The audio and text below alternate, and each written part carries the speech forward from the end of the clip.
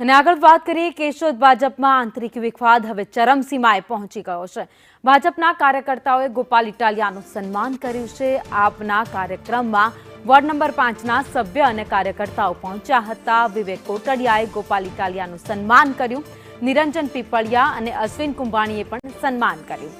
સન્માનના ફોટા વાયરલ થતાં જ રાજકીય માહોલ ગરમાયો છે। શહેર કોંગ્રેસ પ્રમુખ અશોક વણપરિયાને આક્ષેપ પણ કર્યા છે।